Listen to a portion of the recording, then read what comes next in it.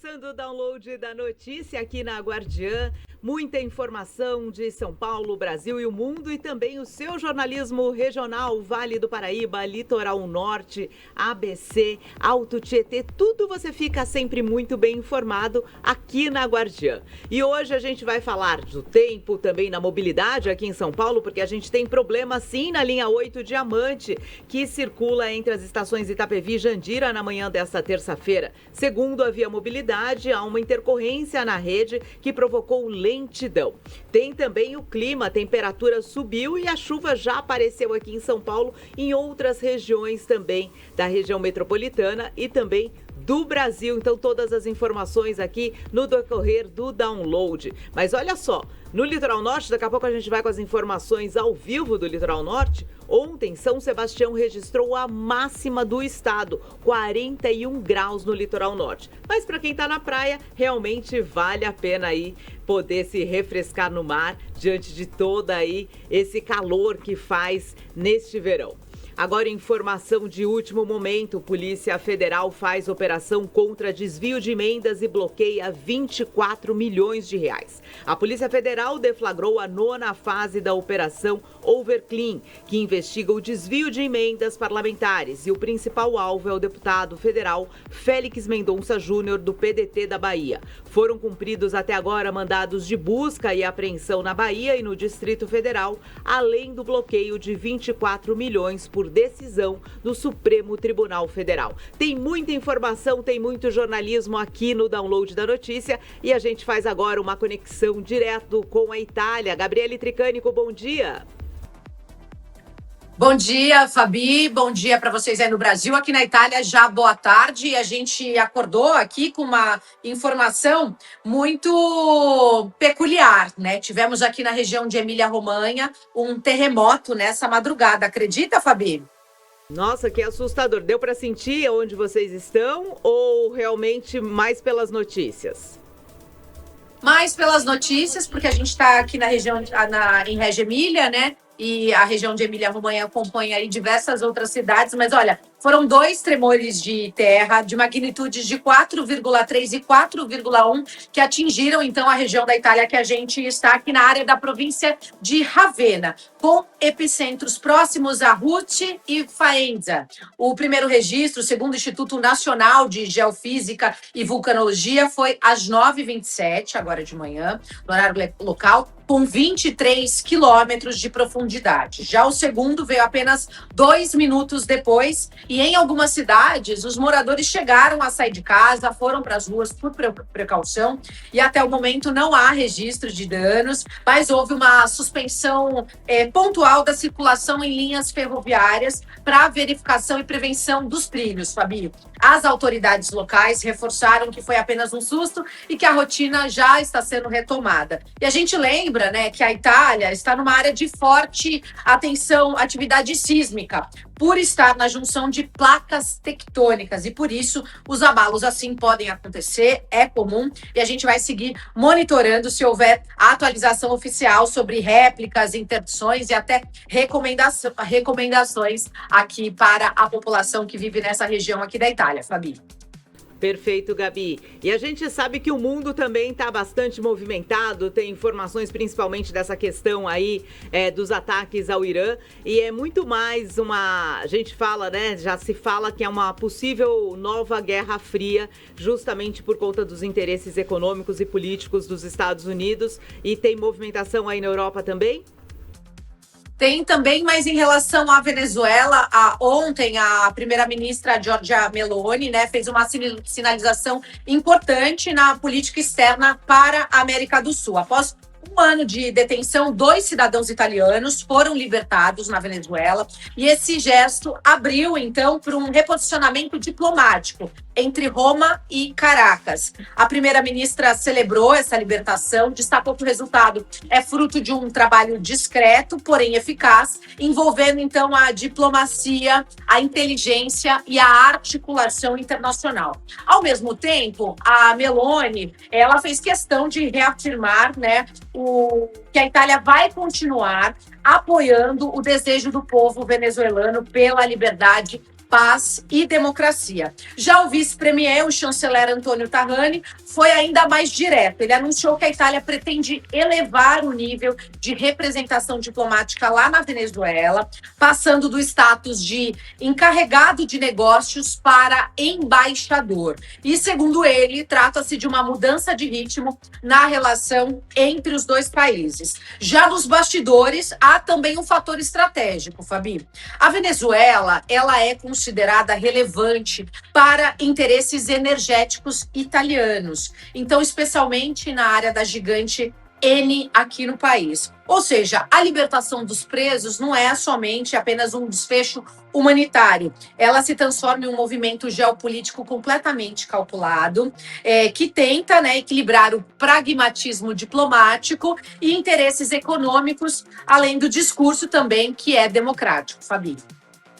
É mais ou menos também como o Brasil vem fazendo, porque a gente sabe dos interesses e de todas as relações diplomáticas que o Brasil tem tanto com a Venezuela quanto com os Estados Unidos. A última informação do governo brasileiro com relação à Venezuela dá conta que o Brasil já enviou 40 toneladas de insumos médicos à Venezuela. O governo brasileiro entregou essa primeira remessa de 40 toneladas de insumos médicos à Venezuela e os materiais vão atender cerca de 9 mil pacientes renais afetados após os ataques dos Estados Unidos a Caracas. O Ministério das Relações Exteriores informou que outras 60 toneladas também serão enviadas. A gente sabe aí que essa negociação é a longo prazo. A gente tem aí cada dia uma novidade vinda do presidente Donald Trump com relação aí essas relações internacionais. A última novidade vem por conta da tarifa para países que continuarem vendendo para o Irã.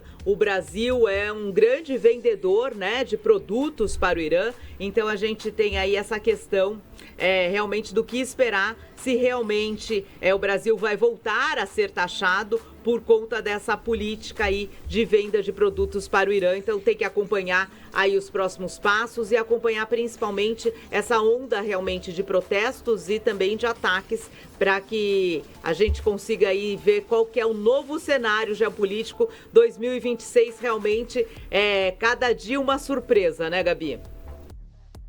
Exatamente, Fabi. Cada dia uma surpresa. A gente emendou o final do ano com esse início de ano e seguimos aqui acompanhando e monitorando o posicionamento de políticas internacionais, né? Não só falando aqui da União Europeia, da Europa, mas também falando do posicionamento dos Estados Unidos, do posicionamento da nossa América do Sul. Aí, então, cada dia é uma novidade, né? Cada dia a gente traz. Eu brinco que eu falo entre uma entrada, uma volta de bicicleta e uma apuração, tudo já mudou. Que a gente aí aguarda agora, o governo brasileiro aguarda a publicação do decreto de Trump para avaliar o impacto da tarifa de quem faz negócios com o Irã. A gente sabe que ali também há um interesse justamente por conta do petróleo, que é um interesse realmente de quanto esse petróleo chega para a China que é a principal concorrente dos Estados Unidos, e toda essa movimentação aí no tabuleiro é por conta de que forma que esses países, tanto Venezuela quanto o Irã, podem beneficiar a China, o principal concorrente dos Estados Unidos. Então, nessa guerra aí de tabuleiro, os países que se relacionam com esses supostos aí parceiros da China podem aí ser prejudicados, e um deles com certeza pode ser o Brasil.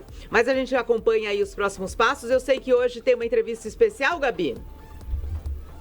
Temos sim o deputado Lorenzato, ele vai conversar conosco daqui a pouquinho ao vivo e vai trazer as informações sobre tudo que está acontecendo em relação à cidadania italiana, aos descendentes ítalos brasileiros, porque por conta da mudança da legislação, inclusive agora no dia 11 de março, nós teremos a votação aqui no Supremo da Itália. Ele vai trazer todos os detalhes e também dessa mudança radical que vem acontecendo aqui na Itália. Então vocês não podem perder daqui a pouquinho ao vivo aí com a gente.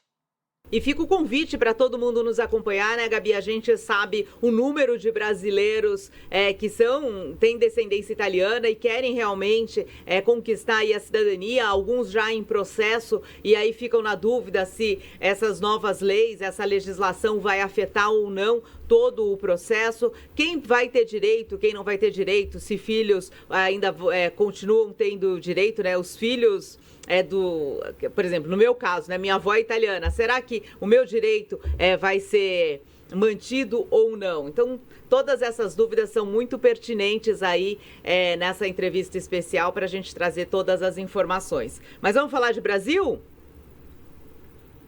O Brian não está aí com a gente para trazer os detalhes internacionais dele, para a gente já terminar esse giro pela Europa? Entra daqui 15 minutos com a gente. Bora falar de Brasil, então, Fabi. O bicho tá pegando, né? A Operação Overclean hoje tá lá em Brasília e também na Bahia. Eu vi que você abriu aí o jornal falando desse novo desfecho dessa operação. Os ânimos aí estão bem aflorados.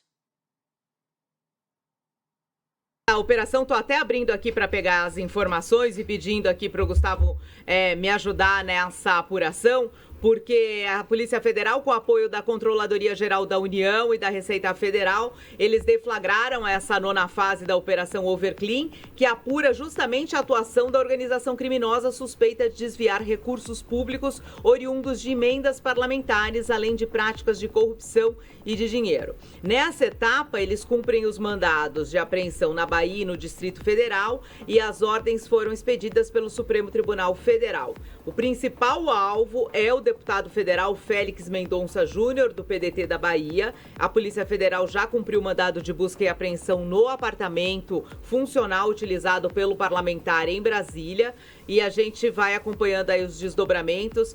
A gente sabe que existem aí diversas viaturas, diversos policiais federais nesta operação, tanto na Bahia quanto no Distrito Federal. Então, o principal nome que aparece é do deputado Félix Mendonça Júnior, mas a gente sabe que outros nomes podem aparecer, certo, Gabi? Essa operação que começou lá atrás, né, na Bahia, falando de ACM Neto, falando de diversas outras lideranças aí, e que de repente foi se afunilando, e agora a gente vê outros políticos envolvidos de outras siglas, né, que não ficaram presas ali à União Brasil, ou seja, a operação teve desdobramentos e está seguindo aí o seu curso normal, para que tenham aí um final e entendam diretamente como está sendo feito esse desvio de emendas parlamentares que virou uma farra do boi, né, Fabi? Com certeza. Eu vou dar aqui um parecer aqui do parlamentar alvo da operação, que foi eleito em 2010, e um pouquinho do que a gente sabe aqui do deputado. Vamos lá. Quem é o deputado federal Félix Mendonça Júnior, o principal alvo da operação da Polícia Federal? A polícia aqui cumpre mandados de busca e apreensão. Ele tem 62 anos. E está no 4º mandado. De acordo com a Polícia Federal, a ação tem como objetivo desarticular essa ação criminosa de suspeita do desvio de emendas parlamentares, além de corrupção e lavagem de dinheiro. Ao todo estão sendo cumpridos aí esses 9 mandados, mas também tem buscas e apreensões, Gabi, nas cidades de Salvador, Mata de São João e Vera Cruz, todas cidades da Bahia. A gente sabe aí que essa busca e apreensão aconteceu primeiramente no edifício Mansão Winterberg, localizado no Corredor Vitória, um dos metros quadrados mais caros da capital baiana. O prédio luxuoso que tem vista para a Baía de Todos os Santos. E a gente acompanha aí qual vai ser o desdobramento desta operação. Ontem trouxemos aqui Carlinhos Brown, né, para falar da parte boa da Bahia. Hoje a gente segue aí com as informações da Polícia Federal nesta operação, Gabi. Fabi, só para a gente relembrar, né, como é que começou essa operação, a primeira fase do Overclean foi no dia 10 de dezembro de 2024, que investigou direcionamento e recursos provenientes de emendas parlamentares e convênios para empresas e indivíduos ligados a prefeituras baianas. Na época, a PF informou que o esquema contava com apoio, inclusive, de policiais que repassavam informações sensíveis à organização criminosa, como a identificação de agentes federais envolvendo diligências sigilosas. Aí, o que aconteceu? Ainda durante as primeiras frentes de investigações, lá em dezembro de 2024, a Overkilling contou com a ajuda da Agência Americana de Investigação e Segurança Interna, que é a Homeland Security Investigation, para apurar o desvio de recursos públicos das emendas e dos convênios. E aí, haviam suspeitas de superfaturamento em obras, desvio de recurso para as empresas ligados às administrações municipais, que teriam movimentado mais de 1,4 bilhão de reais. Na época, a APF informou que o esquema ilícito teria atingido diretamente o Departamento Nacional de Obras contra as Secas, que é o DINOPS, e é a principal coordenadoria estadual da Bahia, além de outros órgãos. Por determinação judicial, 8 servidores públicos foram afastados das suas funções. Agora, recentemente, em junho de 2025, durante a quarta fase da operação, foi determinado o afastamento de 2 prefeitos da Bahia, suspeitos, né, de desvio de emendas parlamentares, que foram o Humberto Raimundo Rodrigues de Oliveira, lá do município de Ibipitanga, e o Alan Machado, de Boquira. Em julho de 2025, teve a quinta fase do Overclean, que foi o núcleo investigado que teria manipulado procedimentos de licitações e também desviado recursos públicos provenientes de emendas parlamentares destinadas a um outro município baiano, que é o Campo de Formoso. De acordo com os investigadores, houve também uma tentativa de obstruir as investigações e o Supremo Federal, na época, determinou um bloqueio de mais de 85 milhões de reais em contas de pessoas físicas e jurídicas que já estavam sendo investigadas. A sétima fase do Overclean aconteceu no dia 16 de outubro de 2025. E nela foi expedida uma medida cautelar que acabou afastando do cargo um agente público suspeito de participar de todo esse esquema e de todo esse imbróglio. Aí foram cumpridos mandados de busca e apreensão nas cidades baianas. Riacho de Santana, Venceslau Guimarães, Arraial do Cabo. E na oitava fase, que aconteceu no final de outubro, 5 mandados foram realizados, cumpridos já em Brasília, São Paulo, Palmas e Gurupi, no Tocantins, por determinação do STF. E agora a gente está na oitava fase aí, que está todo mundo acompanhando. E vai ter o desdobramento aí, a gente sabe que essa operação tem aí essa ação hoje na Bahia e também em Brasília. Então, no decorrer aqui do download, a gente vai atualizando todas as informações. Agora, uma informação que vem também de Brasília, mas que afeta diretamente nós, paulistanos, que é com relação à Enel. Lula determina ação imediata para apurar falhas da Enel em São Paulo. O presidente Luiz Inácio Lula da Silva determinou a atuação imediata do governo federal para apurar falhas na prestação de serviço na distribuição de energia elétrica de São Paulo, após apagões atingirem a capital e região metropolitana. É a primeira vez que o presidente adota uma postura firme de intervenção federal envolvendo diretamente a atuação da Enel. Entre as medidas anunciadas está uma Controladoria Geral da União apure uma eventual responsabilidade dos entes federativos e também a possível omissão de órgãos competentes. Para a abertura do processo administrativo contra a concessionária, tem uma apuração para alcançar também a Agência Nacional de Energia Elétrica, a ANEEL. O presidente também orientou a adotar medidas cabíveis para garantir prestação de serviço contínua e eficiente. A gente sabe que esse é um grande problema. Hoje teve uma forte chuva, principalmente aqui na zona leste de São Paulo, Gabi. Eu acho que quando a chuva aparece, todo mundo já fica em pânico por conta dessa falta de energia elétrica. Hoje, energia elétrica que foi uma conquista, né, do século passado.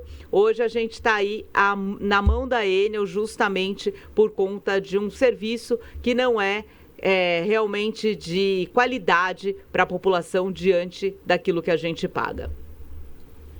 E aí a gente não está falando só de Enel na capital, né? A gente está falando que é geral. Você vê na semana passada o Rio de Janeiro, ali os municípios de Paraíba do Sul, até a própria capital, ficaram sem energia elétrica por conta das fortes chuvas. A gente até tentou contato com o prefeito Canelinha, de Paraíba do Sul, que fez vários relatos nas suas redes sociais.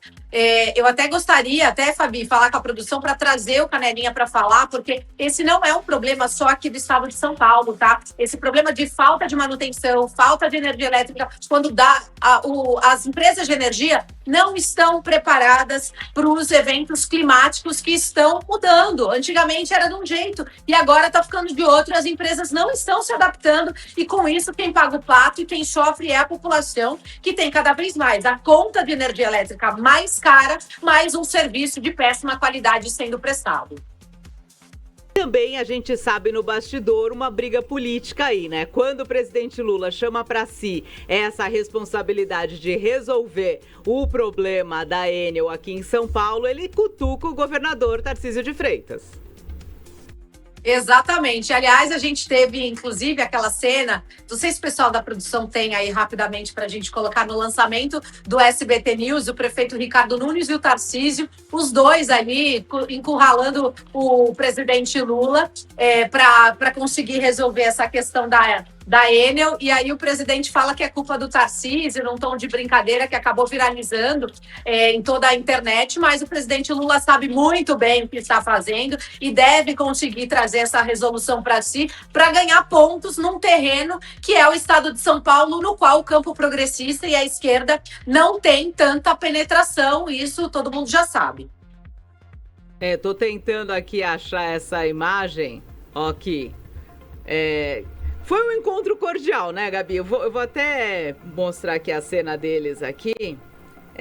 Foi um encontro cordial, mas a gente sabe que essa cordialidade em 2026, nos debates, ela vai ser bem diferente do tom adotado ali no lançamento do SBT News. Vamos lá, vou passar aqui para a Ali a imagem. Tô te mandando aí, tá, Ali? Tá na tela já. Ao vivo nas multiplataformas da Guardiã da Notícia, no nosso bloco Giro pelo Brasil, as principais informações do mundo, comandados aí pela Fabi Teixeira, direto aí da Avenida Paulista, nas nossas multiplataformas, e eu aqui direto da Europa, trazendo as informações e os detalhes para nossa audiência na Guardiã da Notícia nessa manhã de terça-feira. Como é que tá a temperatura aí, Fabi? Tá quente aí? Porque aqui, ó, estão 5 graus, viu? Eu tô morrendo de frio. Falar justamente isso. Você está numa elegância hoje e que realmente eu sei que você não gosta do frio, mas tem te feito muito bem. Aqui não, a gente tem hoje a temperatura em torno de quantos graus, Gustavo Cópia? 24 graus, mas amanheceu com chuva aqui. Já peguei uma bela chuva para chegar aqui na Avenida Paulista hoje. Amanheceu com chuva São Paulo, a Zona Leste a chuva foi muito forte, pegou realmente a região mais do extremo da Zona Leste de São Paulo aqui na capital. A gente está acompanhando aqui, monitorando se tem consequências dessa chuva. Agora ela se dissipou aqui, a chuva na Avenida Paulista, mas está bem com cara de São Paulo, sabe? Aquele dia de garoa. Agora eu vou te pedir, Gabi, para você fazer mais uma chamada aí do nosso entrevistado, porque a gente vai para um rápido intervalo e na volta a gente volta com a entrevista já para falar da cidadania italiana, um tema que interessa muita gente. 9h58 na Guardiã da Notícia, para você que nos acompanha nas multiplataformas, no nosso Giro Internacional. A gente vai ter o deputado Lorenzato para falar conosco sobre tudo o que está acontecendo em relação à Itália e ao Brasil, aos descendentes ítalos brasileiros que perderam aí, por conta de uma decisão, o direito dos netos, né, terem aí a cidadania italiana. Além disso, o que está acontecendo aqui na Itália, com o grande fluxo de imigração, tem mudado o perfil aqui das cidades. Então, o deputado traz todas essas informações e os detalhes numa entrevista depois do intervalo. Dá tempo de você tomar uma água, tomar um cafezinho e continuar com a gente até 1h da tarde no download da notícia, primeira edição.